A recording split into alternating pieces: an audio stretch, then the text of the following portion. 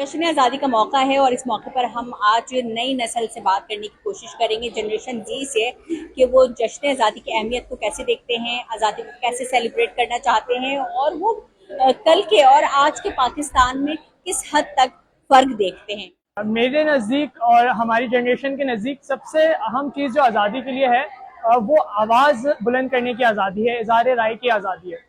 तमाम चीज़ें एक तरफ अगर हम अपनी आवाज़ बुलंद नहीं कर सकें, हम अपनी राय का इजहार नहीं कर सके और हमें ये खौफ हो कि अगर हम अपनी राय का इजहार करेंगे तो उसके हमें कॉन्सिक्वेंसेस फेस करने पड़ेंगे, तो ये एक बहुत ही ख़तरनाक बात भी है। और ये जितना जल्दी ये कॉन्सेप्ट या ये फेयर ख़त्म हो सके उतना बेहतर है। तालीम और तहकीक पर काम करने की सबसे ज़्यादा ज़रूरत है, क्योंकि यही ज़्यादा चीज़ें हैं जो हमारे मुल्क को आगे लेकर जाएंगे और हमारी आज़ादी को बरकरार रखेंगे। रिवायत चली है, हम मिली नगमे गा लेते हैं, 2-4 डांस परफॉर्मेंसेस कर लेते हैं, 4 स्पीचेस दे देते हैं, लेकिन हम अपने अंदर कोई चेंज नहीं लेकर आ रहे हैं। इसके लिए हम ये कर सकते हैं कि बहुत डिजिटल दौर चल रहा है, आप देखिए AI चीज़ें आ गई हैं, हम ऐसी वीडियोस, ऐसी डॉक्यूमेंट्रीज बना सकते हैं जो हमारी हिस्ट्री को रिफ्लेक्ट करें। एक फलसफा है, हमें पिछले जितने भी हम कैद में जड़े हुए हैं, पुरानी जहनियत में जड़े हुए हैं, उससे आज़ादी चाहिए।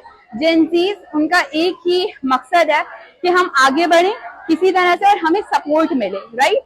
हमें किसी तरह से जब हम कंट्री के इकोनॉमी में, कंट्री के बेटरमेंट के लिए, कंट्री के लोगों के लिए अच्छा करने के लिए जब भी हम किसी चीज का स्टार्ट करते हैं, इनिशिएट करते हैं, we want support not only from the country but from the officials, right. Previous जो सोच थी वो वही थी कि वो सब गुलामी की जंजीरों में बंधे हुए थे, और नाउ डेज जो जेनजी जनरेशन है वो इस जंजीर को ब्रेक कर रही है और आगे बढ़ रही है।